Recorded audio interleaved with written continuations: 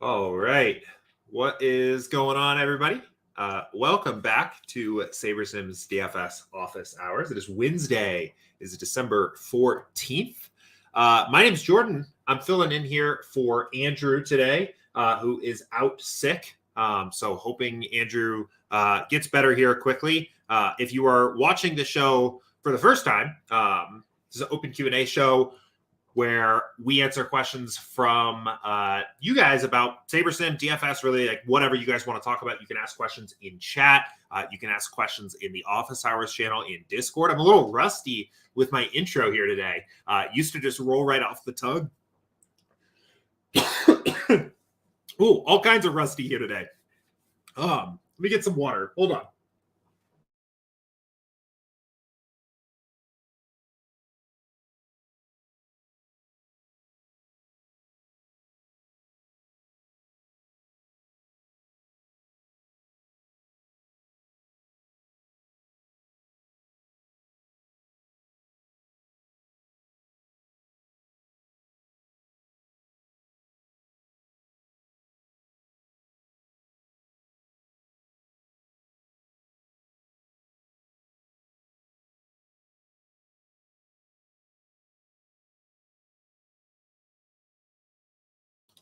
All right. Anyway, apologize about that. Yeah, if you have questions for me, fire away in chat. YouTube chat here is good, or the Office Hours channel in Discord. Looks like there's been some like ongoing discussion here about a few things. I assume back and forth that you guys have been having with Andrew. So if there's follow-up questions from things that have been asked earlier this week as well, or anything like that, feel free to fire away at me there as well. I'll do my best to kind of keep that conversation going. But let's get the app pulled up. Let's get into it here today. So first question here. There's a question here about satellite contests. I think this is an interesting one. And let's go ahead here and paste this in, and we'll talk a little bit about this. So this was from Neil. Said, I've been dabbling in satellite contests lately, and I found them to be pretty profitable. I've mostly been playing the ones for NFL Millie Maker tickets, but for the ones for tickets for other sports, tend to have huge overlay. Yes, agreed. NFL satellite contests to future NBA or NHL contests, for example. Questions, I'm wondering if SaberSim considered satellites when creating the DFS profit plan. Do you have any suggestions on if and how I should incorporate satellites into my contest selection process? Yeah, so good question. There's a kind of some follow-up conversation going on in Discord there as well with Shady Advice. I mean, as to kind of the first point here, satellites weren't really considered in the profit plan analysis at all. We focused that research.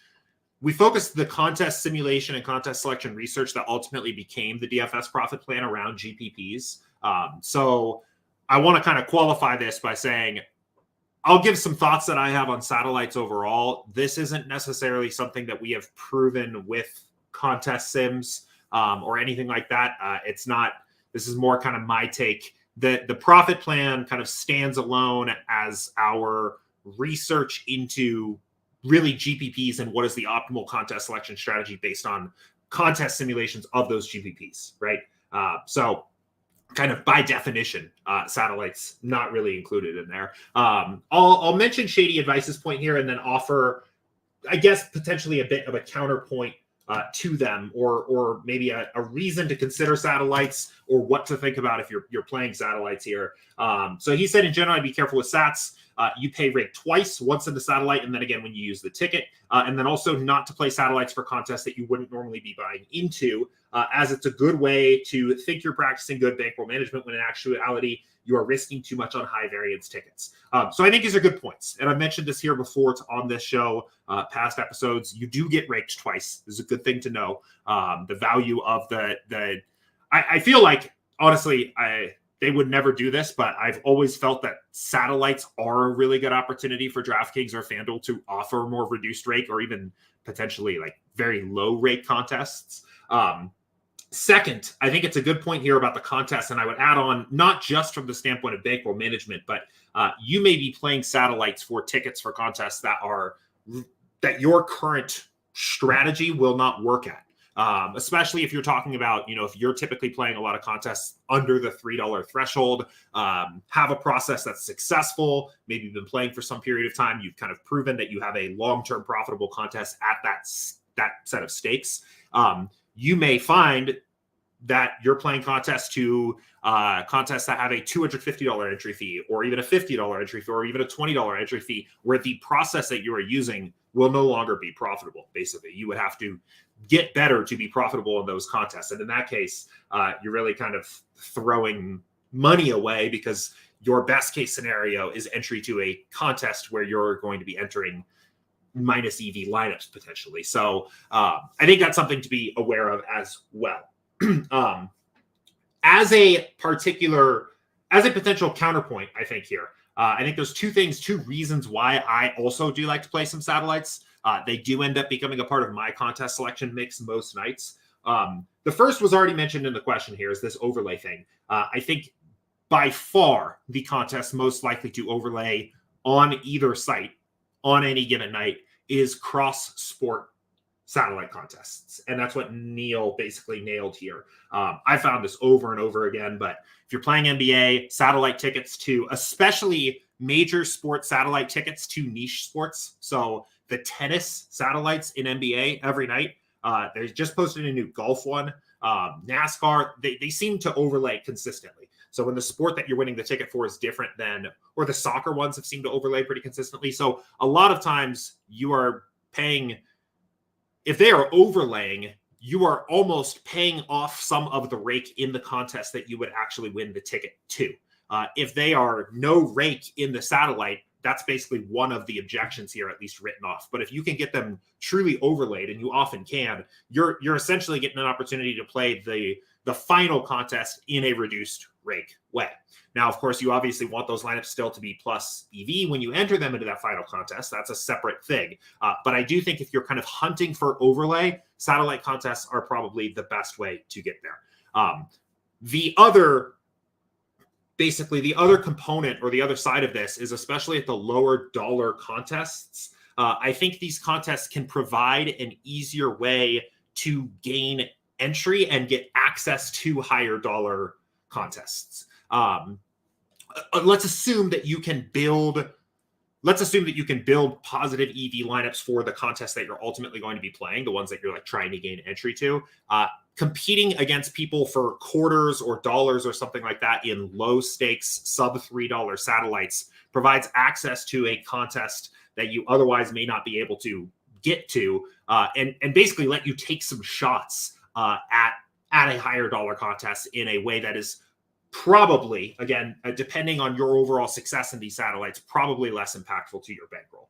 I think there is a way, just as Shady mentioned here, for this to get somewhat out of hand. I think it's also it's harder to track the impact of those satellites on your bankroll, because even on the nights you win, your bankroll is going to be dropping as you're accumulating tickets, and that the value of a ticket is somewhat fluid until you realize whatever happens in that actual contest. So anyway, I do think there's a benefit potentially to playing some as a way to gain access to a contest through a lower dollar way, right? I guess the point I'm trying to make is you're playing against a weaker opponent, sub $3 anyway. So another way of looking at this would be, is if you have exhausted all GPPs below $3, maybe you're playing kind of a maxed out profit plan, where you're playing like all the GPPs under $3, starting to play some above that $3 threshold. A way of getting additional action down against a weaker opponent would be playing sub $3 satellites, because of the winning player thresholds that are present on both DraftKings and FanDuel for that price point. So again, with all that said, we didn't really include satellites in our DFS profit plan framework or research. So if you are kind of sticking to that framework religiously and focusing really hard on that, I don't think you are missing out. I don't think you should rush to go include satellites into your process. I think I mean, I think sometimes the answer to these questions is like, do you like the opportunity that a satellite affords you, right? You are going to, even if you are successful in them, basically kind of pull out portions of your bankroll to take shots at other contests that you may have not had access to otherwise, right? If that's something that you're interested in, it is for me. I like the idea of when there are, for Christmas Day here, I've got satellites to the flagships. I've got tickets to the both flagships on both sites that I would have otherwise not played. And I've basically kind of committed that portion of my bankroll to playing that. So if you're interested in doing that, or if that sounds exciting to you, I would do it. I would make sure basically two things. One, I would hunt for overlay. I would look for overlay where possible because I think that's a big advantage of playing satellites in general. And two, I would be diligent about probably separating out and tracking your performance in the contests you are winning access to. At the very least by top 1% equity or something like that, and make sure that your process that is working for you at probably a different set of stakes is still working for you at that new stakes that for the contest that you're gaining access to via the satellites. So, but I've gone back and forth with it personally. There have been times where I'm more or less focused on satellites in my particular process. I've been playing them lately. But yeah, good question. Cool. All right, let's see. USN Rhett here had mentioned, had a comment about Behind the Sims, and said, after watching the latest Behind the Sims, I couldn't possibly be more confused. I don't necessarily want to say that's intentional. We don't want confusing content, period. But it is somewhat to be expected. Behind the Sims is really supposed to just be a window into our internal conversations, with not necessarily extra time given to give too much context of what we're talking about. Frankly, I mean, it is literally, if you are interested in the way we work internally, the conversations we're having as we kind of figure out things on the development side or the model side or the content side, that is the window into that. So we do get that feedback on Behind the Sims, and we're kind of comfortable with that because I think we would rather be transparent and confusing than perfectly clear but edited or abridged in that particular content. Obviously, other videos we release on our YouTube channel, our FAQs and our documentation and things like that, we obviously want to be very clear, and you're going to get a more produced and scripted and intentional video for that kind of stuff. But Behind the Sims is literally that. It is that. So the most recent one that we've been talking about basically the Saber Sim workflow is truly our live discussion through that particular topic. And that has already begun to influence our product direction, some other internal projects that we're working on to basically make Saber Sim a little bit easier to use. So I would not be surprised if there are questions in general about that kind of stuff. So, but there is the Behind the Sims channel in Discord as well. So always feel free to go in there, post your questions. I have been doing the best I can to kind of be a part of that conversation in that channel, answer some things, provide my thoughts.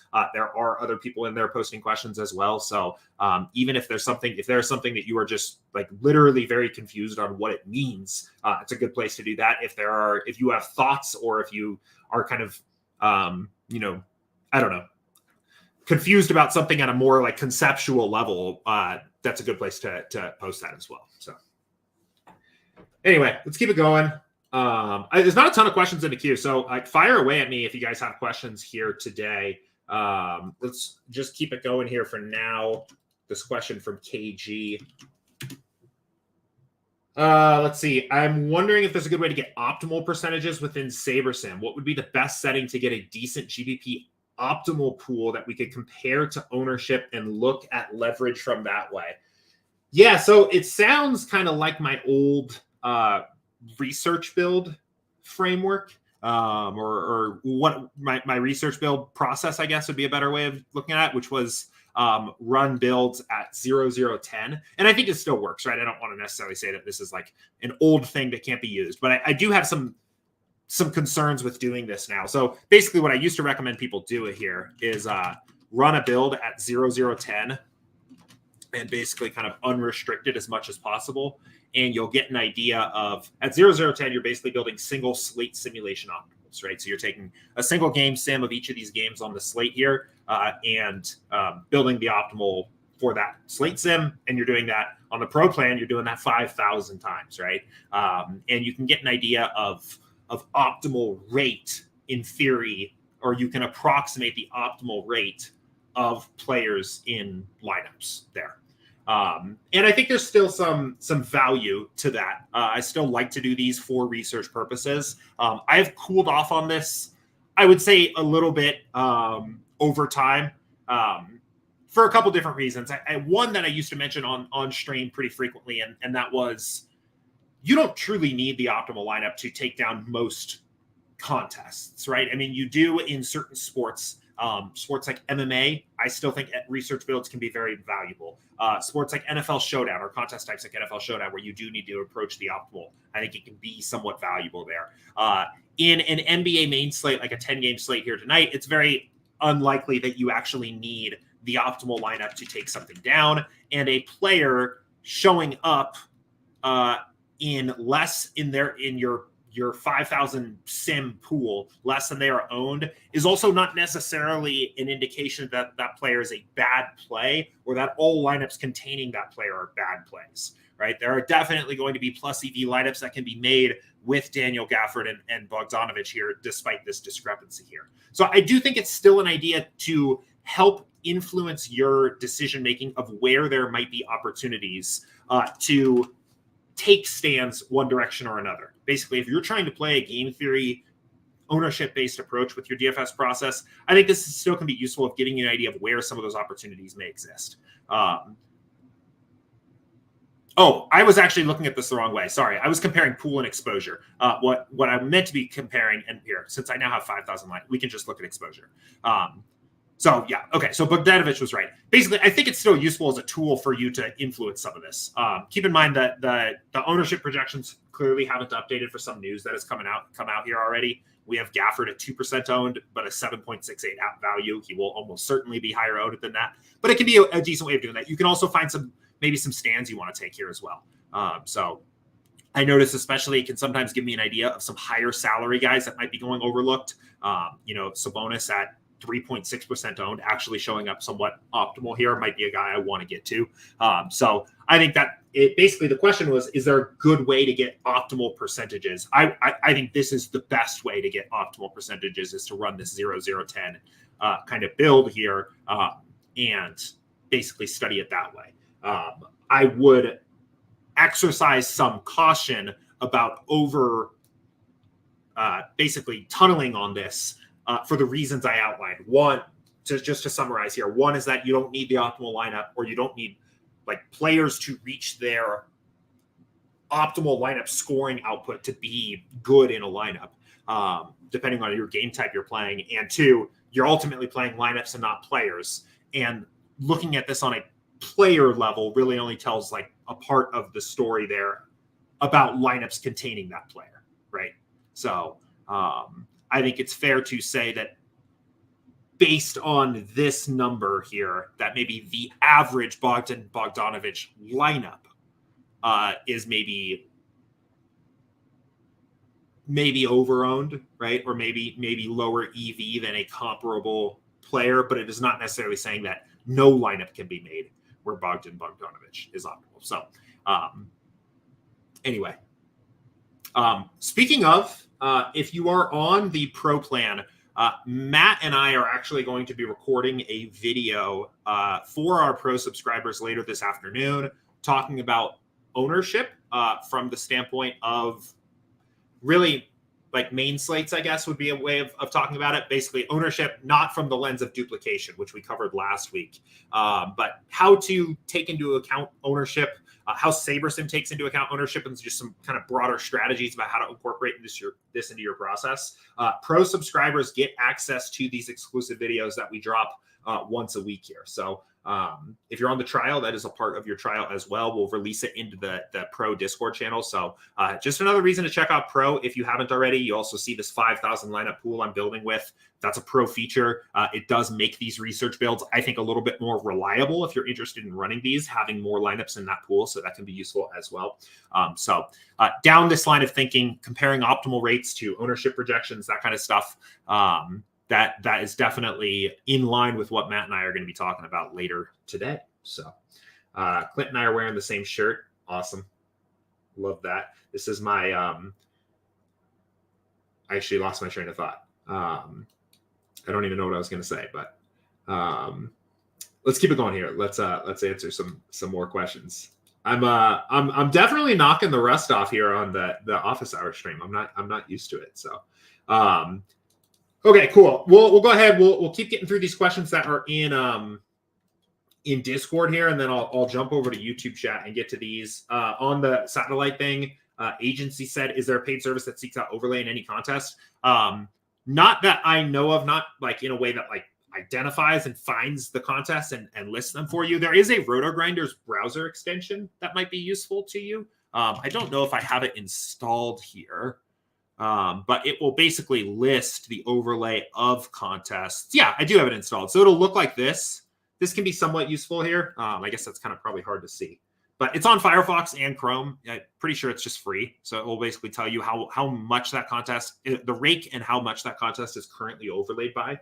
So that can be useful if you're kind of doing that hunting. I don't know if it does handle satellites well, though.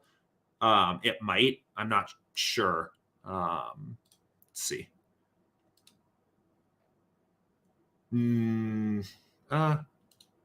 These are tiers. No, I don't think it does, actually. Because satellites, like that, it's probably can't find the value of the ticket that's winning. So unfortunate there, but still like a useful tool. So okay. Okay, wait. I'm losing my track. And Naj says, how would you use late swap for single entry? I use late swap basically the same way, regardless of my contest that I'm playing, I guess, apart from changing the sliders. But my general philosophy here with late swap for basketball is I will kind of get a sense of, so say the slate was starting right now, I would basically get a sense of what players are questionable, what news I am expecting. I typically like to do a little bit of looking into the teams ahead of time and figure out, who are we essentially expecting to get most of the minutes on a team. And then I'll keep an eye on news as it comes out after lock. So I use the NBA lineup alerts channel in Discord, which is plugged into the Underdog alerts on their Twitter and our Sims. And I'll kind of just keep an eye out along with the Basketball Monster news thing. When is news breaking? How impactful is that news? Like what's changing? Are there new sims run? When are those sims completing? And then I will late swap when there's basically any news that affects projections, or like materially affects projections. The first thing on basketball, I always quick swap first. So when I come back on, it's 5 o'clock at lock, and then I come back for 5:30 to do those swaps. I will always check to see if this is red. If this is red, I will basically 100% of the time swap those players out first, get players that are actually playing into my lineups and re-upload that entries file and work from there. I think that's just good practice. Lower correlation sport, where most of the time you just like are wanting to be playing good projected players. I'm not worried about disrupting stacks or anything like that, like I am in other sports. So just running that quick swap is really useful. And then I'll just run the late swap build, right? So I would, in this case, late swap would be toggled on. I don't have an entries file here, so I can't demo it all the way through. But if I was basically playing just a single entry, I would pick single entry. I'd set my contest sliders, and I would let it rip. I would probably, on a typical NBA slate, I am preparing to late swap essentially before the start of every game. So as the slate goes on, sometimes there are less swaps, right? Like I will almost certainly swap before 5:30 because I imagine some impactful news that changes projections will come out between 5 and 5:30 for me. I would imagine I'd be swapping at 6 and, as well. As the later games come on, sometimes we have more news, sometimes there's less questionable players. But basically, anytime sims run, anytime news breaks, anytime starting lineups change, I'm running that late swap build with the default sliders for the contest that I'm playing and going from there. I guess the last thing that I would mention is if you have set minimum exposures, if you have set lineup rules, if you have adjusted your min and max salary, if you had basically made any change to the builder, I would strongly recommend considering to remove some of those things. The more news that comes out post-lock and the more impactful news that comes out post-lock.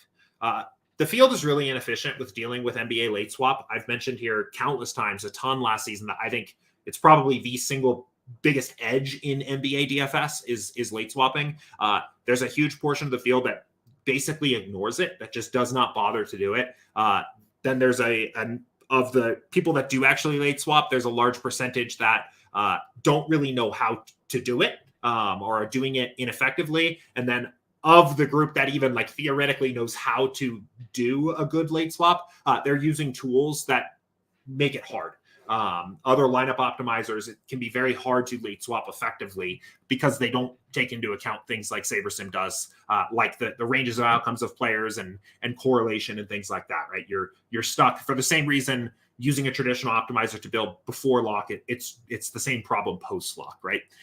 So the point I'm trying to make is the more restrictions you have on SaberSim when late swapping, the less you potentially give yourself the ability to access an elite play that is opened up because a starter has gotten ruled out. I'm not saying necessarily to just blind reset everything and just roll with the defaults for everything every time you late swap, right? That's not necessarily the message here, but if you are, you should be aware of the impact of rules and restrictions you have on the builder on news, right? Let's look for just an example here. So, a decent example. So D'Angelo Russell is questionable in the last game of the night. So, we have potentially 34 minutes that will get vacated here if he were to get ruled out. I think it's safe to assume that this news will likely come late.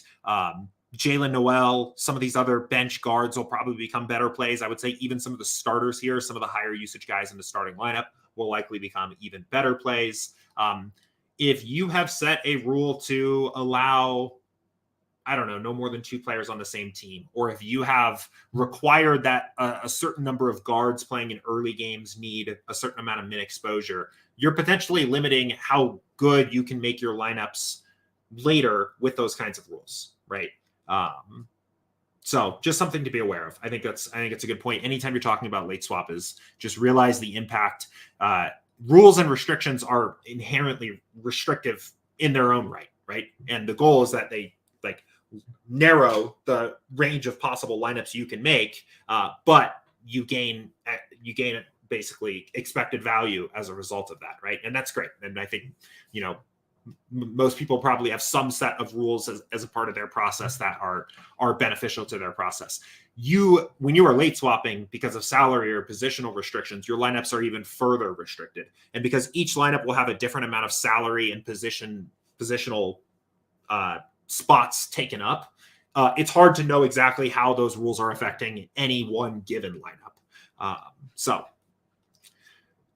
that is basically what I'd think about there with late swap. But broadly speaking, I lost my train of thought. I'm sorry. I'm not doing anything specific to my single entry builds that I'm not doing for other things. That's an overview of my full NBA late swap process. So, okay, let's keep it going here. AK said,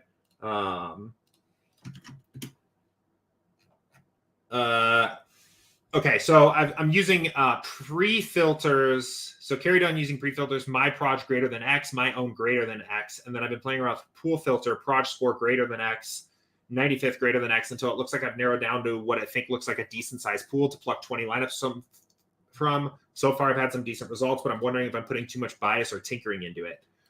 No, for NBA in particular, I think that probably sounds like I don't see any reason why that would be bad, like, or a really bad thing. I mean, a couple red flags that jump out to me. One, first of all, in a sport like NFL even or baseball especially, I would be more cautious of this potentially, just because I guess, let me see. So, okay, so you're eliminating players. Okay, so it looks like, I just want to make sure I understand this correctly.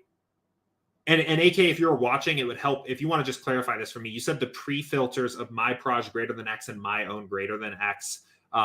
Not sure if you're talking about player filters or if you're setting like lineup rules. So I'd be curious if you're doing that on the player or the lineup level. I don't love the idea of an ownership filter pre-build. I know Andy sometimes talks in some of his videos about having kind of a minimum ownership filter, which I don't think is the worst idea, especially for NFL, which is the example that he gives. The idea there being like, if the field isn't even going to roster 1% of a player, maybe there's something that you're missing there. I don't think that's the worst idea. My concern in a sport like NBA would be we don't update ownership projections post-lock, and sometimes news breaks that really changes the quality of a play. So I would hate for somebody to eliminate a player that has actually become an elite play because of an ownership filter they have set pre-build. So not the biggest fan of an player ownership filters pre-build. The my projected filter, totally fine with that, right? We have a default one that is normally 10 or 15 here for NBA. If you want to increase that and limit lower projected players from showing up in your lineups, I have no problem with that. And post-build, right, basically filtering by lineups that meet a certain upside threshold or a certain projected score threshold. I think that makes sense too. Or again, to clarify, at the very least, it's probably not hurting you. Couple other things just to think about there, right? Just to give you ideas here of how to kind of refine this further. I think the hardest part with these thresholds is figuring out where it is for a given slate and trying to come up with a way that you are not just using, at the end of the day, you're going to be generalizing and using a heuristic at some level, right? Making that as slate contextualized as possible, I think would help.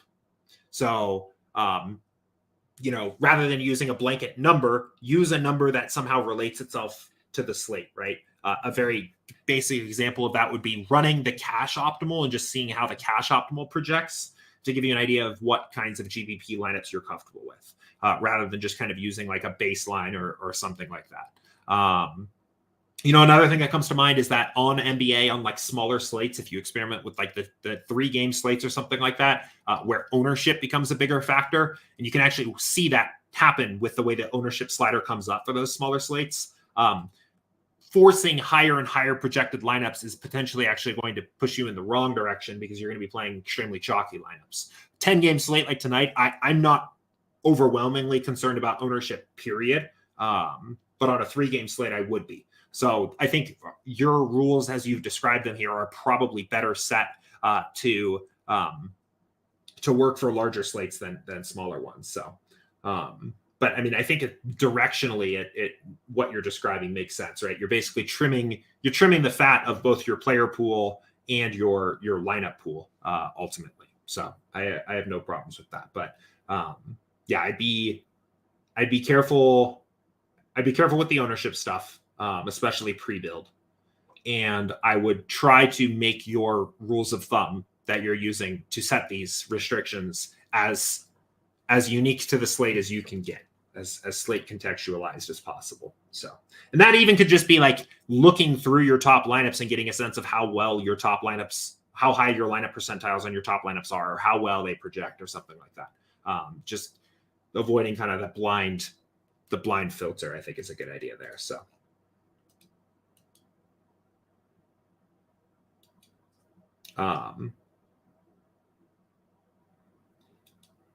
Yeah, so AK followed up, said, yes, player filtering from what I had listened to from Andy talking about NFL Showdown. Yeah, and like, I think, so the spirit of Andy's rule it was like an NFL main slate thing. And the idea, I think it's particularly like useful on NFL main slates. And the idea of it is like basically eliminating like players that just are not going to project very well, right? Because they kind of have, like, if you look at like the wide receivers you would eliminate if you, for this upcoming slate, if you eliminated all players less than 1 percentage point projected owned, right? You're like eliminating lower projected, like heavily questionable guys. I think it's a decent rule of thumb if you are doing very little to no additional research of the slate on your own, right? You're basically saying, I'm gonna use a wisdom of the crowd mentality to basically thin the herd out. And I think it does make sense at that level for NFL main slates, but you're gonna run into some trouble doing that for Showdown, right? I think, depending on where you set your threshold. Maybe not. It depends on where you set your threshold, but I mean, at the very least, you might be eliminating, some dart throws that do have a projection that could see the field. And for any sport where late swap is really important, I would be very careful because I mean, we just saw it at the start of the stream, right? He's probably higher projected now, but when we began the stream, no, he actually isn't yet.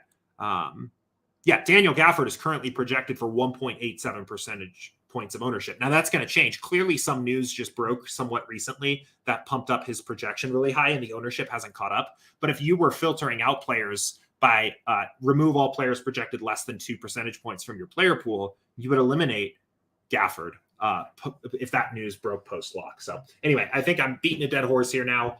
Let's move on here. I'm gonna actually quickly jump over to the YouTube chat and get to these questions from these guys here. Jay Steele said, can you hit me up in the RPS Discord after this? Need help with adding this. I mean, sure. Just ping me. If you want to just ping me in that Discord now, just so I don't forget. Happy to help there. Aaron says, what value do you X out players for NBA, example 5X, etc.? Honestly, I haven't really been doing that. I feel like the Sims do a pretty good job of identifying good value players to play in NBA, especially post sim diversity. So, I mean, real quickly here, I feel like this gets slept on. We did a stream about it, but it's not a very loud thing. Like it wasn't a big front end change. Where's the new one? Maybe this is why it gets slept on. Because where's the? I think it was called like unveiling. Yeah, this one. Okay, so this video. So we had Matt and Andy on talking. Basically, we did a change to the what was the smart diversity slider and then what was the sim precision slider to change the way the slider works. And it just does a better job of selecting, like, I don't want to say the good sims, right? But it does a better job of selecting better buckets of sims to use for a given lineup. And it just kind of reduces the likelihood of getting poorly constructed lineups for the contest that you're playing, is I guess basically the way to summarize it. And if you want more detail about that, I'd go and watch this video. It's an hour long. It's kind of a discussion on how it works and why it's important, especially if you're interested in the more technical side of it there. But from what I've noticed since we released that, even at really high levels of sim diversity, like up to like 8, 9, or 10, actually, it doesn't really matter at 10, but at 7, 8, 9, it just does such a better job of picking players that I want to see in my lineups anyway. So I'm typically not really like going and removing players based on their average point per dollar value anymore, because I don't really find that there are bad players frequently showing up in my lineups. And often if there's a player with a lower value, there's kind of a reason for it. So, let's run one here real quick, just like on defaults. Let's say we're playing the mini-max, hypothetically, and we'll build this. We'll build 5,000. There was a comment from somebody about build speed on the pro plan as well. Everybody has build speed improvements, right? The builds following our big build speed update earlier this summer are very fast. You see 5,000 lineups here in just 30 seconds or so. So obviously you may notice that a little bit more the more lineups you can build, but everybody has that build speed update. So, but anyway, let's look at the value. So let's do it this way. Let's sort by value and just kind of see. Most of the time when there are lower value players showing up in your pool, you'll find that they are highly projected players on average, right? They are players that kind of possess high upside, even despite the fact that their average projection is lower, right? Like, I'm not overly concerned with Steph Curry having a 4.46 average projection value because the upside condition you were playing him for here is he scores 65 points, right? And that's clearly within his range of outcomes. So this is kind of the effect that I was describing here is the players that have high value. Well, the players that have low value that sneak their way into your lineups are often elite players. The players that are have very high value that are in your player pool are often going to be players whose raw upside is theoretically lower, but are kind of in a good position tonight because of an injury or increased minutes or something like that. So long story short, don't do it because I don't really feel like you need it. So M. Jackson said, what's the best way to adjust exposures without diluting the sanctity of the sims? I find when I make adjustments in step 3, I end up with the lines ranked at the bottom of the 1500. I don't think that's necessarily a bad thing. First, I don't think lineups in your pool that are lower ranked are inherently bad. I don't think those lineups need to be like trashed or ignored. I mean, if you're asking basically within the sanctity of the sims methodology, if you wanted to kind of do the sim friendliest way of getting your exposures, it would be first to adjust post build, right? To try to get player exposures you are happy with by adjusting them within a build where you're not influencing what sims were selected or how lineups were built from those sims based on your exposures. If you cannot get there, right? If you're struggling to get there, I think that the most sim friendly way of getting a little bit closer would be to adjust player projections for the players that you were struggling to get to, right? So, you know, if you weren't getting enough Luka in your initial build, rather than brute forcing 25% Luka into your lineups, giving him a projection boost, I like to do something like 10%. So maybe boosting him up to 61.9, then rebuilding and adjusting from there. Well, basically, you know, rather than saying all lineups, 20% of all lineups must have Luka in it, you're kind of giving the sims a different game outcome for this game and saying, you know, Luka's actual true average projection is this, and now rebuild, which is a little bit more sim friendly, I suppose. Then finally, the last thing to do would be to set the pre-build exposure. That would be kind of the brute force. This is what I want. I want this in my lineup, so that is what I'm going to get. So that is kind of the order I would try to do things in. Obviously, in NBA, you don't always have time to do that in that perfect order. So sometimes you just need to set a pre-build exposure, right? I also, you know, along the behind the sims messaging, the goal of that video was not to say that you should never set pre-build exposures or that protecting the sims at all costs is the goal. The idea was that when people first check out SaberSim and say, hey, this seems pretty cool, how do I use this? That our best practice recommendations kind of roughly follow that process, or that our recommendations kind of put people down a path of adjusting things in the least disruptive way first, but not saying the least disruptive way to do anything is always the best way and nothing else should be done. So just wanted to like make that point. I'm not worried about lineups. I'm generally not worried about playing lineups from my pool that are at the bottom either, if I am able to get there.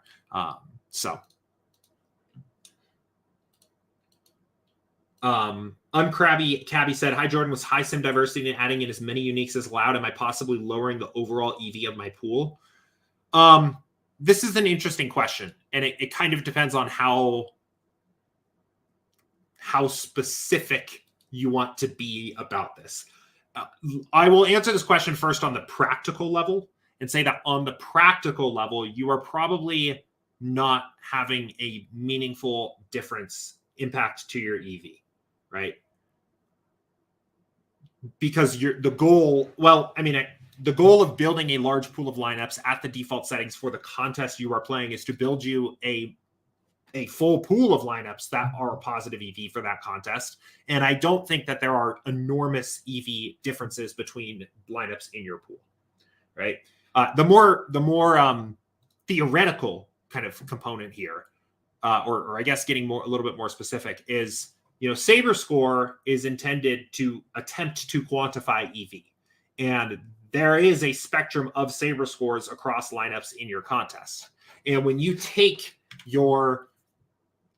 increase your minimum uniques and you push your lineups further and further into your pool, right? So in this case, max I can get is 5 unique players, right? you are essentially and theoretically sacrificing expected value each time you diversify your lineup pool further and then go deeper into your lineup pool to get that diversity. The reason why you do that, or the reason why you should be okay doing that, at least in theory, is you're basically saying what I am gaining in diversity of my lineup pool outweighs the EV gains that I would get of theoretically just playing the top 150, right? And the like the portfolio, the ROI side of why that would theoretically be a good thing is because if you are focused on growing a bankroll, maximizing long-term ROI at all costs is not necessarily your end goal. Realizing some of your EV more quickly allows you to reinvest that and increase your stakes or get more down more quickly. So you're basically saying, I know that I'm not playing, or I'm theoretically not playing the highest, the most theoretically profitable lineups every single time I play DFS, because I want to realize some of my equity more quickly to reinvest it. So I'm going to diversify to play a wider spectrum of very closely expected value lineups. So that's kind of the way I think about the theory. On the practical side, I would not be overly concerned about increasing your min unique number of players to spread out further into your pool, because the EV difference is not going to be much there. Now, it depends. I think maybe even the real practical answer here is it really does depend on like how important your ranking method is to you, and how comfortable you are to go deep into your pool, right? Like if we have min unique players 3, we only go to lineup 434. If we have lineups min unique players 5, we're at lineup 4407 of 5,000, right? Like that. I mean, there are 3,500 lineups between those two, right? So that, I mean, you are going deeper and you are like, as this increases, you're going to get exponentially further into your pool. Whether that's a good or a bad thing is going to depend a little bit on the individual. I know for a fact, Matt has mentioned on some of the shows that I've done with him that he's generally very liberal with his min unique players. He goes pretty far into his pool to get diversity. I use min unique players every single slate, but I am a little bit more conservative with how I apply them. And often, I will use min uniques to get a little bit more diverse at the end of my process, but generally focus on still trying to play lineups that are at the top of my ranking method, whether that be, some of my custom metrics, or sometimes I use lineup percentiles. So if I value the lineup's 99th percentile highly in my process, I may be less willing to force in min uniques. So, okay, let's keep going here. Chris said, how far off of the raw build should we really get? Is it stupid to just run a build and upload? So it's not stupid, right? Our goal with SaberSim is to basically use the settings that make sense for the contest you're playing and give you a set of competitive lineups, even if you kind of know nothing else about the slate or the sport or anything like that, right? There's obviously value that can be added from there, based whether that's adjustments to individual players or lineup rules to tighten up your lineup constructions, or different selection methods of how you select your lineups based on your filters or anything like that. There's a lot of different ways to add value, but it's not bad to just run a build on default settings and enter those lineups. And sometimes, even in my process, that is what I do because I don't think on that particular slate there's anything that I want to change. You're also less likely, I don't want to say it's impossible, but you're far less likely to duplicate other SaberSim users with our software than any other tools out there because of our sim diversity, right? So every time you build a lineup, you're selecting a random subset of game sims for all the games on that slate that mathematically are almost certainly going to be unique to you for that given lineup. And then we do that in this case, 500 times. So you're very unlikely. You will often, your lineups, if you just run them on default settings, will generally share a strategic direction with other SaberSim users that did the same thing. Your lineups are likely to like a similar set of players as theirs, but it's pretty unlikely to entirely dupe another player, even running on default settings. And you can actually test that just running multiple builds in a row on the defaults and just noticing or looking to see if you get the same lineups in multiple ones. So I mean, there's nothing wrong with that. In terms of how far off from the raw build should you get, I would say that's a really big question, but a starting point for how to think about and answer that question is to run a build on default settings and make any changes that you want based on players, anything like that within the build, and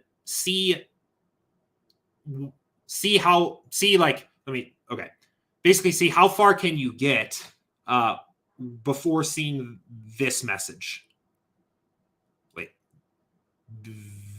This message is basically saying you've made enough changes in this build that there are no longer lineups in your pool that we can pull from to get your final set, right? This doesn't necessarily mean that you've done something wrong, but it is a kind of a red flag of like, you may be doing too much potentially. At the very least, you kind of disagree with our SaberSim's initial stance on the slate, and you should pause and kind of think about what you're doing there. So Jake says, are the lineups just optimal lineups that an optimizer would give you, or are they the lineup that would have won the contest in that simulation? It is closer to the latter than the former, but not entirely that either. Basically, what we do is, so we have thousands of sims for each game on the slate. When you build a lineup, right? So when we start a build, we will, for every given lineup, we will select a random subset of sims of each game and kind of use that as for this lineup, this is the way the slate played out. Then we will build the best possible lineup for the way that slate played out, while also keeping track of the correlation and ownership in that lineup based on where your sliders are set, and also matching any other restrictions you've set, whether that's minimum salary or maximum salary restrictions, position and utility restrictions, player exposures, lineup rules. Basically, where the baseline is that sim bucket, and then everything else kind of fits all into like, what is the best lineup we can play based on all of this other stuff. And then we do that however many times is in your pool size here. And then we score those lineups basically on how well did we do the job we tried to do. And that's Saber score. So we're saying we do that process, in this case, 500 times, and say, what are the best 150 from that process? That's how it basically works. So Aaron says, any plans to use my crowns? I probably should at some point. He says they're changing the reward system. Hopefully I don't just lose them. Neil says, I'll have to look into this. I didn't know anything was changing. I should probably use them. I have too much momentum, though, in not using them now. It's hard to break that. But all right, let's see.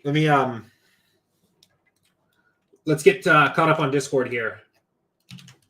A question from Naj as well here. What's a good rule of thumb when adjusting projections if I like a certain player? I like 10 to 20% as a true rule of thumb. Reason why I think that is it's going to depend a little bit on the sport, right? But that is a big enough adjustment that I think you will see some impact of that. And it is not such a massive adjustment. It depends on the sport. And it depends on how highly the player is projected to begin with, right? Adjusting Luka by 20% is actually, I would say, a significant adjustment, right? Like, you will probably see him go from like less than 5% to 100%. So let me actually rephrase. I would probably say start with 10% adjustments in general, and then adjust to by no more than 20% for a player in most situations, I think is probably how I would answer that. And it is going to depend a little bit on the player and the sport. Like in baseball, if you're adjusting hitter projections, sometimes 10% isn't really enough to even move the needle. Like, it just doesn't do anything for that player, because the player might be projected for 8 points. So adjusting him to 8.8 doesn't like change anything significant about that player's projection. But 10 to 20% adjustments off the original, I think, is a good place to start with. And I would start with 10% and then see the impact of that. Because another way of what you're doing is basically saying, if our projections are off by 10% in that direction, then how much is a player worth playing? And a 10% error band for a player's average projection, I think, is fairly reasonable. 20% is a little bit tougher. I think if you are exceeding 10%, you are probably more making the stand that there is something that the sim just straight up is not even thinking about, right? Like, I think you could say that Luka's true projection tonight is, 59 points. And I would probably just say, okay, like, sure, I'm fine with that statement, right?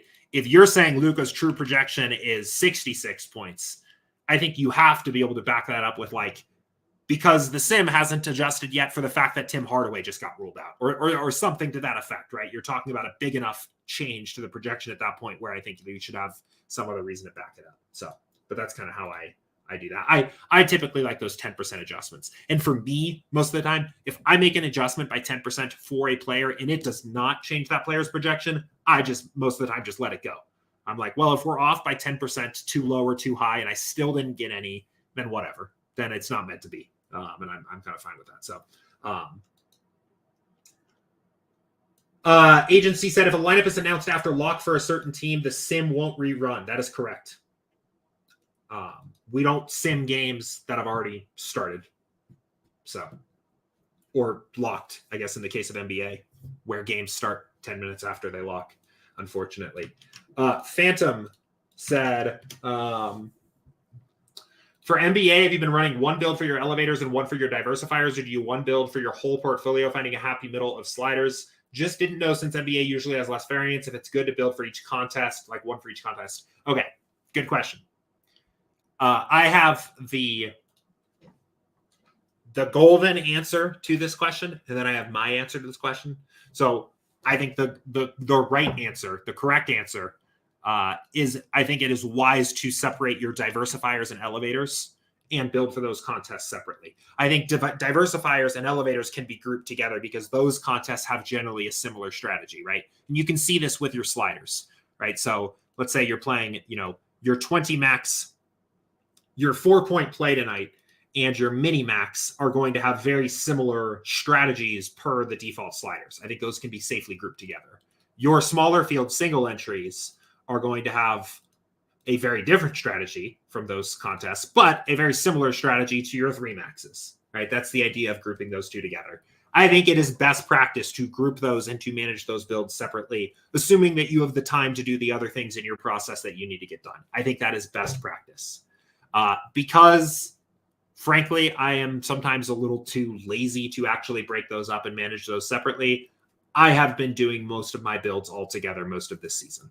I also think it does make late swaps slightly busier. But I think best practice from an EV standpoint would be to separate those out and run those builds separately for your diversifiers and elevators. And I actually think that is probably going to become kind of our messaging on that. And we'll probably put out, or Andrew will probably end up putting out a video on that in the next couple of weeks. Because I think that is probably, DFS profit plan best practice would be separate those two contest types out and build for those separately. And I mean, that does let you have a little bit more hands-on control, right? Like most of the time I let the unique random gods decide what my highest dollar single entry lineup is getting. But if I had separated that out into a different build and managed that separately, I would probably be a little bit more hands-on and intentional with that. So I think there's value there, but okay. Naj also asks about cash. How would you play double ups? Would you play one big single entry or a 20 max with 20 different lineups? I have basically quit playing cash games. I think the edge there is very low, but the principles of what I talked about in this video here that I recorded a year ago are basically still true. Honestly, I think if there was, this is a long video, it's an hour and 20 minutes. The contest selection section here is by far the most important part of this. I think cash games are like 90% contest selection in terms of like maximizing the edge that is there. I think finding weak opponents and playing into the best contests is like the number one. So this is a contest selection question.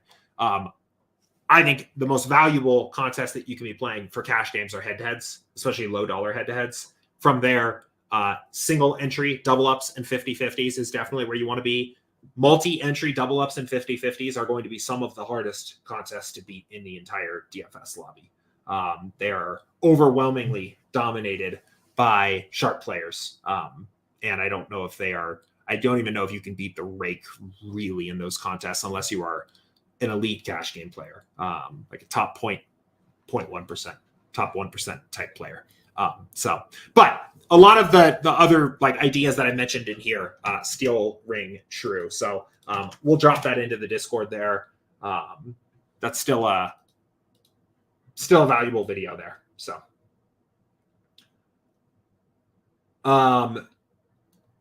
okay, and then so Naj also said also I play multiple single entries. Would you recommend having my min unique 6 and up?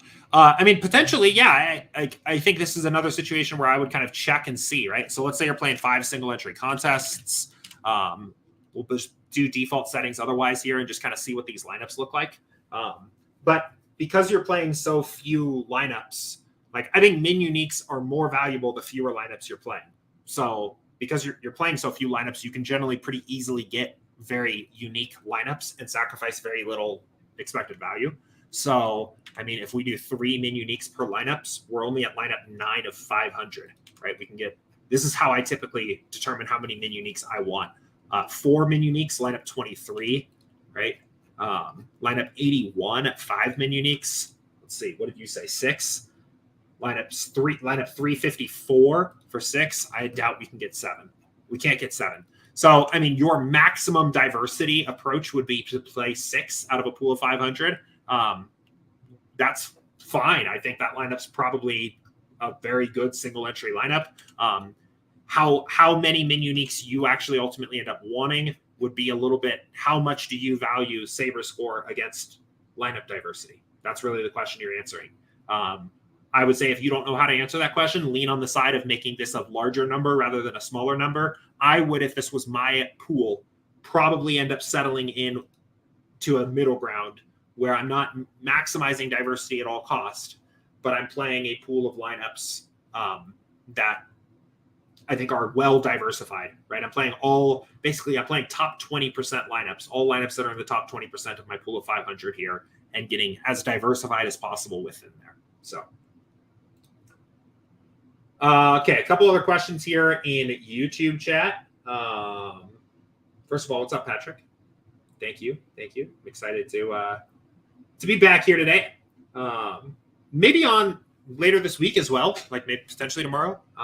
Hoping Andrew makes a swift recovery and starts feeling a little bit better there.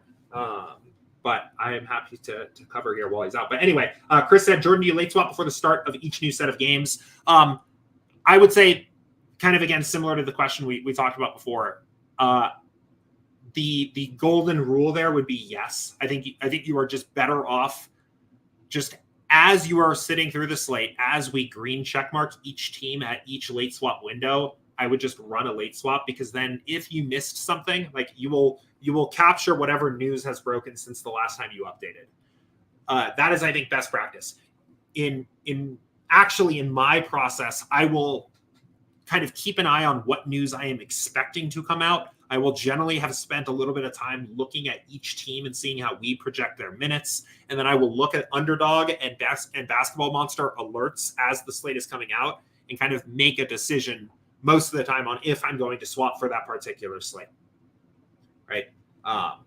But the reason I do that is mostly just because I've been playing NBA for a long time and I have a pretty good sense of when news is impactful enough to kind of elicit a swap. And it's mostly just laziness on my end that I don't necessarily want to rush back to the computer and swap every time if I can just, if I know that nothing is really impactfully changed. That's why I say that's my approach, and the best practice would be to just do it. There's essentially zero downside to late swapping when you should not have, other than reshuffling. People will feel like there is downside because they will go back later and look and say, well, if I didn't swap, this lineup would have scored 335, and instead the lineup I swapped to scored 320. So I lost value. In reality, that's just variance, and your lineups, those two lineups were probably at least equally have an equal expected value. Probably the late swap lineup actually had a higher expected value because it was probably taking advantage of at least some news that broke between those two swaps. So best practice would be, yes, to swap as starting lineups are confirmed throughout the night before the start of each game. I think once you are familiar with the NBA rosters and the news cycle and the impact that changes have to your starting lineups, I think you can kind of be a little bit more intentional about when you're swapping, but that's definitely best practice there. So.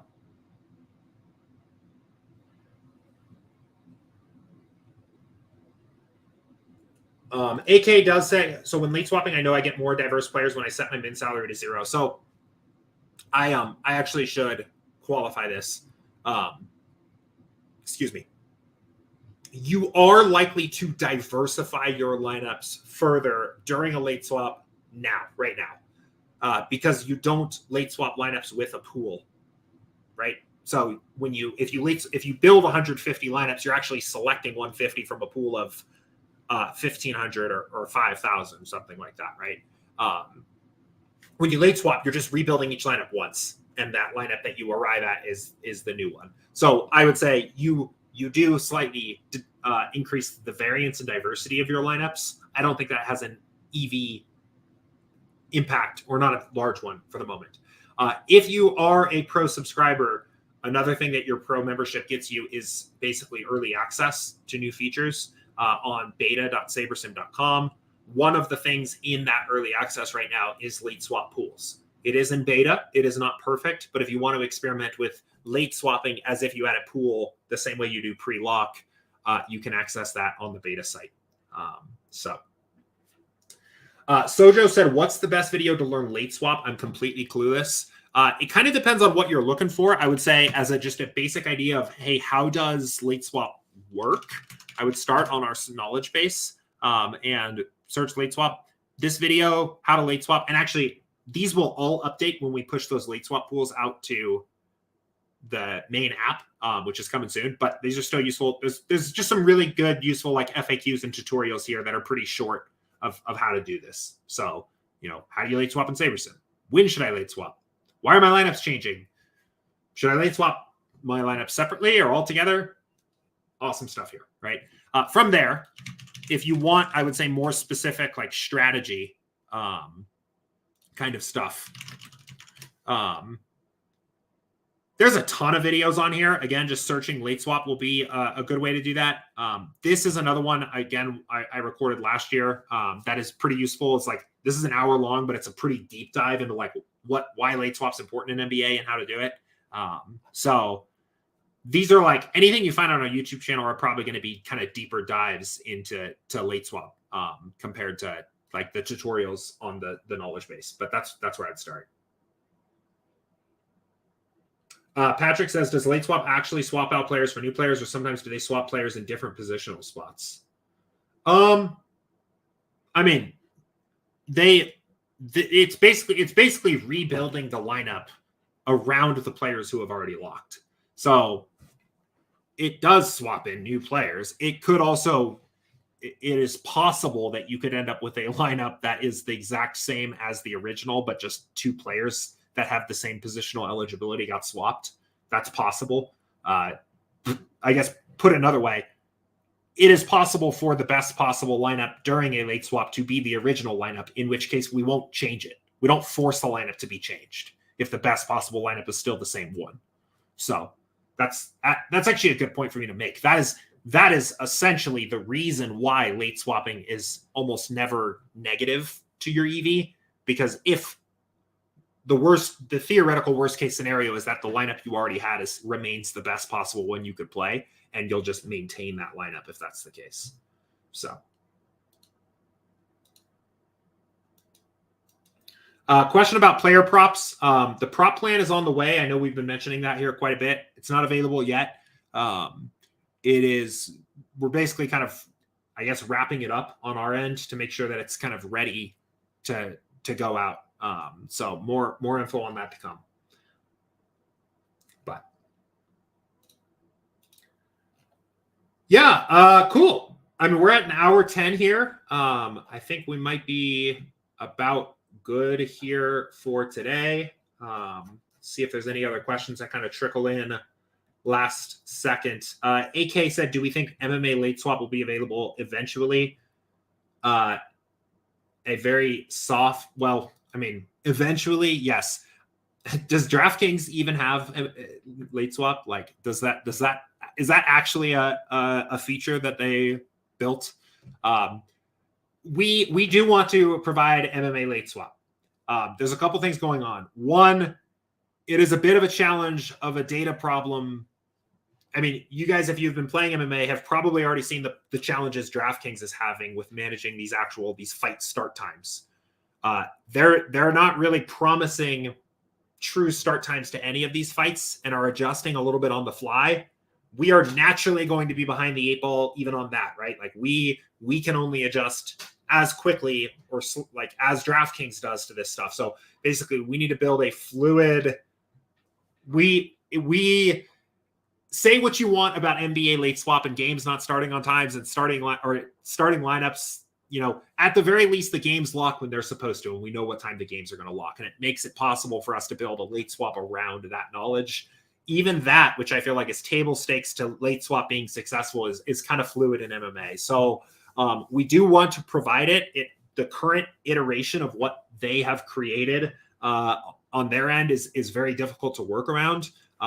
We're kind of keeping an eye on it. I do think that the kind of 80-20 thing that we're hoping to do soon would be at the very least to create kind of a workable quick swap so that if a fight got canceled, you could quickly get fighters out of your lineups.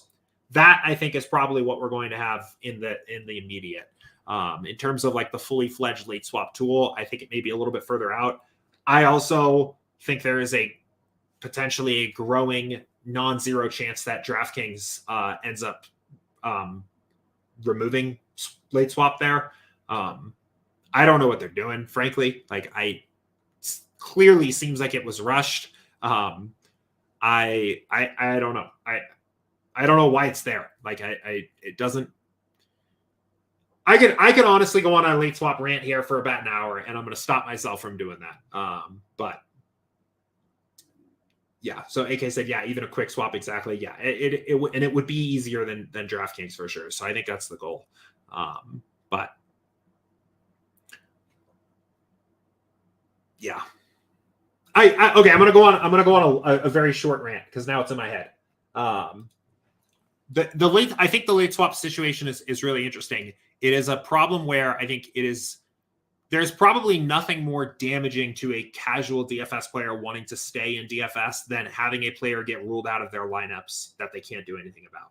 I think that's that just feels bad, right? Like, that's not fun for anybody, but for a casual that's like, I'm going to check this out and see if this is fun. That's probably like the worst case scenario for retention of that player in the DFS ecosystem. And I'm sure the sites are aware of this. The problem is that late swap ultimately ends up actually being worse for that player, right? Late swap creates an additional edge because you are giving more information to the sharpest players and giving them more opportunities to react to that information, right? Almost all casual players are going to build their lineup at a base level of whatever information is available to them at lock.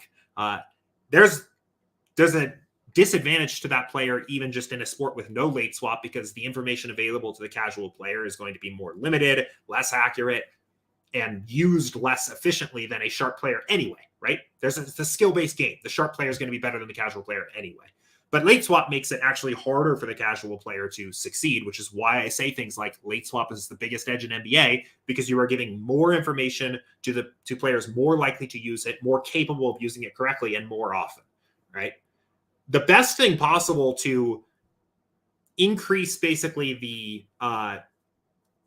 to make a casual player's bankroll basically stay around longer and probably have them have a more enjoyable time would be to remove late swap completely for almost all sports. But then we come back to the original problem there, that there is nothing that's going to feel worse to that player than playing somebody who ends up getting ruled out, for whom they have nothing they can do about that in their lineups after the fact, right? That they're stuck with this zero. So you have this complicated problem in MMA, for example, where you have inadvertently basically created a massive edge to anybody willing to sit around, watch each fight, and swap optimally from a game theory standpoint, each lineup individually based on like what the best possible outcome is, to avoid a situation where a casual player just hand building a couple lineups can't remove a player whose fight got canceled out after lock. It's like you've created a monster from a much smaller monster. That's not even talking about like even those issues would still be present even if the technical launch went perfect, right? If fights locked on time and ownership wasn't revealed early and they didn't have these weird refunds and things like that, like that problem would still exist. You have virtually destroyed the chance of any casual MMA DFS player from being competitive to solve a problem that the casual player complains about. So anyway, that's kind of my soapbox. I think I don't know how much time or energy is being spent talking about this or thinking about this at DraftKings or FanDuel. But I think they have an interesting problem to solve with late swap.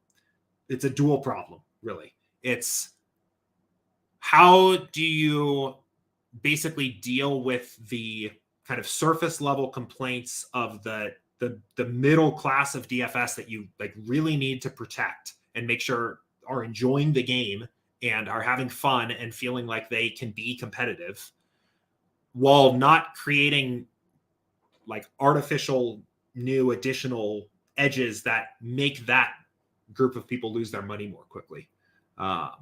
So that's kind of, I think it's interesting. I mean, I some of you guys probably remember that lowest scores dropped on FanDuel. I actually think that was a creative way to solve the problem, where it wasn't perfect, but you could kind of alleviate the fears of the casual player by saying, yeah, like it sucks your guy got ruled out, but you're still getting to like watch 8 players whose points count for your team score, while also not creating this, like the optimal strategy is to late swap every single lineup after every single game based on that lineup's current performance and actual score and all of that, right? Which like almost certainly exists out there for at least like some DFS processes. So there were problems with that as well. The lowest scores dropped thing. And it was a little bit goofy. It was a little bit weird feeling, but I actually don't think that was the worst answer to that. I would be interested to see either DK or FanDuel experiment with some other options there. And on that note, I don't know why FanDuel's answer to late swap was to basically copy DraftKings.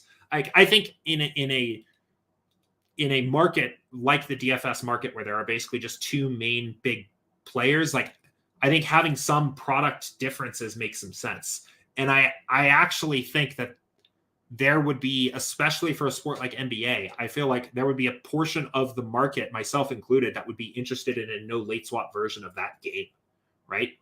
I wouldn't be something I would necessarily do every night, but like tonight, for example, I'm playing this 10-game slate. I am not going to be in front of my computer all night. I'm going to be out. I'm aware of the fact that is going to mean that at some point I'm probably going to have to bust my phone out and double check and make sure I don't have to swap. I would absolutely have played 100% exclusively on a no late swap option tonight if that option existed. Not every night, because I like the edge that I get on late swap on the nights where I have time to do it or like and can do it in the best way. But like if FanDuel had no late swap NBA DFS, I would have just played that 100% tonight. And I guess the point I'm making, I feel like there's a portion of the player base that would just be down for that, right? I mean, there's even sharp players on Twitter now that are like, get rid of it. Like and you can, I mean, the other thing too is like, there are other edges that you can gain when you know that late swap isn't a thing, right? Like it changes a little bit. You can exploit ownership of players questionable in the late game, because you know that the questionable tag will make their ownership inefficient. If there was no late swap tonight, D'Angelo Russell, and he's not a well-projected play, but like let's say he was, right? D'Angelo Russell's ownership projection would almost certainly be inefficient because of this questionable tag, right? That is an exploitable edge that would exist, and does still exist with late swap, but really would exist without late swap, that could be kind of exploited and played with a little bit more if there was no late swap, right? Like basically you would have new edges kind of be born from the ashes if late swap was killed off. And I'm not saying that's necessarily the right answer, but I think the sites have a problem to solve. I think it's a multifaceted problem. I'm glad I'm not the one in charge of solving it completely. But I think there's some interesting arguments that, like, for the health of DFS, that late swap should change, or maybe potentially even be eliminated for certain sports. I don't know. On the flip side, in a sport like MLB, I mean, it would be maddening to me to have your Dodger stacks just get destroyed because it's I don't know, Gavin Lux is in the lineup instead of Max Muncy, right? Like, and have no way to change that. And that's not the kind of late swap that dramatically shifts the overall dynamics of the game that you're playing, like it does in NBA. So that's why the problem is complicated, right? I almost feel like actually the less impactful late swap is on a strategic level, the more likely that sport should be to have it, right? But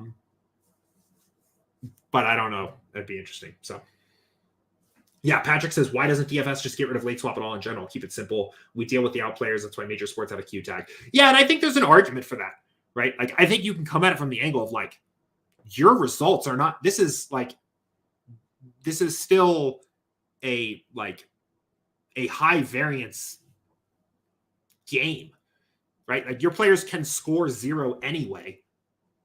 Why do we need to late swap? Why, if a player can have a 1 percentile or a bottom 5 percentile performance anyway, why do we pick this very particular kind of bad performance and tunnel on this thing that absolutely has to be avoided at all costs? Meaning, why are we so obsessed with a player getting ruled out? I think part of the problem is that it just feels so bad. Like, even if you treated players getting ruled out as a part of their true range of outcomes, which we don't, for what it's worth, right? Like, we don't sim. D'Angelo Russell's sims do not include the portion of the time where he gets ruled out, right? That's not how it works. But even if you could do that and make that clear to people that is possible, it would still feel so bad when it happens. I think that's the problem, is that it just feels so bad when you're playing DFS, when you get stuck with a 0 in your lineups because somebody got ruled out and there was nothing you could do about it. And it just makes makes the portion of the DFS ecosystem that you most urgently need for the health of the game not want to play. And that's the problem. If that wasn't part of it, I think it would be a lot easier problem to solve. So yeah, I don't know. And then there's a rabbit hole you can go down there of, like, well, maybe late swap is only allowed for players that have gotten ruled out, but then you have a problem of, like, you have an equity problem, right? Where you are offering different playing rules. You are offering different, like, rules of engagement to different lineups, right? It would be to your advantage then to almost certainly put a questionable player into every lineup you build, just so that you have you can maximize your swappability, hoping that you'd basically be hoping that a player got ruled out so that you could use the information of what had happened in the slate to that point to swap that lineup. It's a mess. It's a hard problem to solve. So,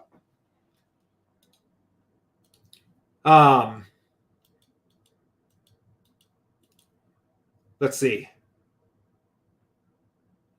All right, there's a couple other questions. While I've been ranting here about late swap, there's been another couple of questions that have come in. So we'll knock these out real quick, and then I do have to run. So we'll hit these real quick. But for Naj again here, when using the Run Pure core, do you recommend upgrading the projections or exposures with single entry or locking them in? This is going to be kind of a question again on, like, what do you want from your core? I think there's a couple different ways to take this. I think one would be to say you're going to bump the projections of all the players in the core. That's kind of a sim friendly way of doing it, right? So say the core is, like, I don't know, typically it's like a couple guys that are projected pretty well. So maybe you're giving like a 10% projection boost to everybody in the core, right? Which maybe is like these 3 guys. But then you're saying to SaberSim, you don't have to force these guys in, right? I just want to give them a boost because they're the cores, right? It's kind of option 1, right? That's the least impactful way of using that information. Option 2 will be the most extreme, which is lock the core in, right? And you're saying no matter what, these players have to appear in these lineups, right? They have to be in there. I want them. I'm locked in. That's fine too. That's just an extreme version where you're saying the builder must follow this. A rough middle ground there, I think, would be to create a player group and to basically say that each lineup must have a certain subset of those players. So I think you could do, for example, of that group that I've kind of just been building here of these guys, use at least 2. That's kind of a middle ground where you're saying, they're not locked in. I'm not adjusting projections necessarily. You could also adjust projections here. But you're saying at least 2 in every lineup. So I think if you are asking for what I recommend or what I would actually do if I were using like a core in that way, I would probably adjust projections. And that's typically when I'm like studying a slate and I'm like, I want to get some more of this guy for one reason or another. The way I would often go about doing that would be a projection boost of like 10%-ish to the projection. So.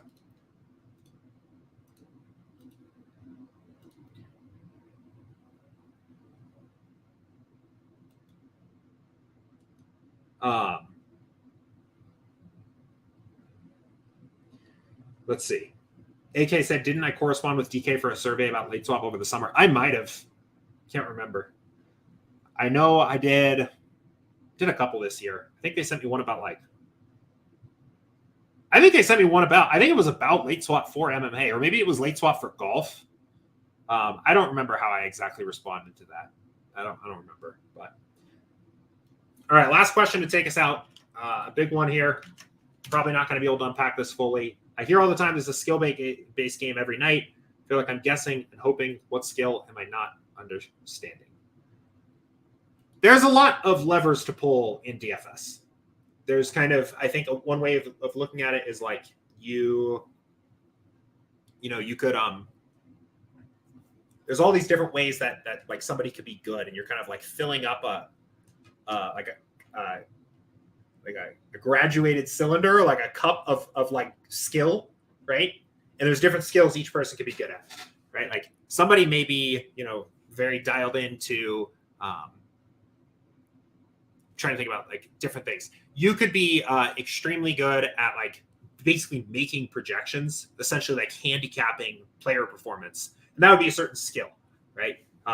If you like listen to other DFS podcasts and like other shows, I think Travis Petty in NBA has kind of become like the poster child for that DFS way of playing, where like if you listen to his appearance on like Theory of DFS or High Stakes or stuff like that, right? Talks a lot about basically spending a lot of his time making player projections, like the handicapping NBA. That's where he gets a lot of value. You could also basically come from the standpoint of saying, I'm going to make no changes to player projections, no changes to ownership projections, but my skill is exploiting ownership and basically playing like kind of like a human psychology angle and saying, I get what other people are going to do on this slate and I get why that's inefficient. And I'm going to do that. You could also come at it from a correlation angle and basically say that I understand how players interact with each other on the court or on the field or whatever very well. And I get how that can be used to build lineups that are more likely to have high upside, right? There's going to be late swap experts, right? People that, are not only swapping when news is breaking, but also swapping lineups individually based on their current performance and how they fit into the given contests. Anyway, there's all of this different stuff. I would say what SaberSim is basically kind of trying to do is more or less make you a jack of all trades in all of those different areas, right? We have very good projections and very accurate ranges of outcomes of players, along with correlations and ownership that adjusts on an individual contest level for the slate and the sport you're playing. And SaberSim does a very good job of building very good lineups using all that information. It's basically like all of those kind of different things coming together. we fill in the gaps of things that I think are also like in that skill bucket that aren't covered in the software with our content, right? That's basically like what what is the DFS profit plan? The DFS profit plan is essentially meant to bring you up to speed with what we believe is the optimal way to select contests to maximize your EV in that particular part of the puzzle, and bankroll management, right? It's basically like those two things. In terms of like getting, I'm trying to say two things at once. The one thing you should realize, though, is that even for the highest skilled players or players that are like extremely good at DFS, there's still a lot of variance in the game, right? So like you're not going to realize your expected value overnight or even over a week. And it's very likely, very possible for a profitable player even to have down seasons, right? That is well within the realm of possibilities. Unless something dramatically turns around for me here, I'm probably going to have a down NFL season for the first time ever this year. But I know that that's possible. So anyway, they should be aware of that. Finally, though, the kind of the last point is, once you have gotten, I think, familiar with how all of these different things fit together in terms of building a DFS process, and you've been playing for a little while and you kind of understand the swings, I think most people will find that there is a particular part of the process that they are a little bit more suited to, right? That they're naturally kind of a little bit better at doing. Andrew, I know, and Max definitely spend a little bit more time researching players and the games being played and adjusting projections based on that, right? We had Max has videos on our YouTube channel. We recently published some pro videos as well, where those guys were going in and looking at injury reports, using tools to kind of look at how teams play when certain players are on or off the court and make adjustments and basically take some low shots on some guys that might see the floor based on injuries, right? I don't do that at all, like almost ever. That's not a part of my NBA process. NBA is my best sport. I don't do any of that, right? I basically say I don't have the skill set or even the interest to increase the value of the projections beyond what our models team works very hard to create, which is our projection system, right? And our sim system. But I do spend a lot of time thinking about creative ways to exploit ownership on a per slate basis, and basically end up building lineups that are. My goal with most of my contests that I'm trying to do is trying to build a pool of lineups that is as balanced and as efficient as possible in terms of like the expected value of those lineups, and then to select the most exploitative lineups from that pool that I can find. And I think I'm good at that. That's something I think I do very well. And I've kind of honed that particular part of my DFS process over a couple years of playing, by kind of gaining an interest in the game theory ownership side of DFS. So anyway, all of this to say, there are all these different like things that add up to what I would say basically makes the skill gap in DFS. And it's understanding ranges of outcomes of players. It's dealing with ownership. It's building lineups that take into account correlation. It's managing your bankroll effectively. It's choosing good contests. It's late swapping. And there's probably some other things in there, but that's like kind of a complete list. I think there are different ways to kind of become engaged with one of those areas more than another, or interested in one of those areas more than another over time. But your starting point should really be understanding the fundamentals, really, of what each of those things are. And yeah, I guess that's it. So,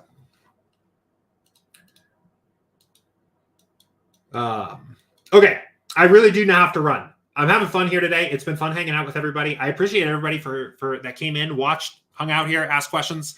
I may be back here on again tomorrow.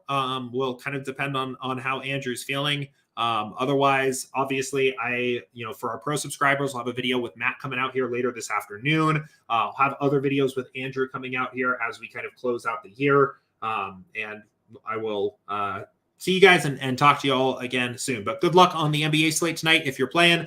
Otherwise, take care and thanks for watching. See everybody.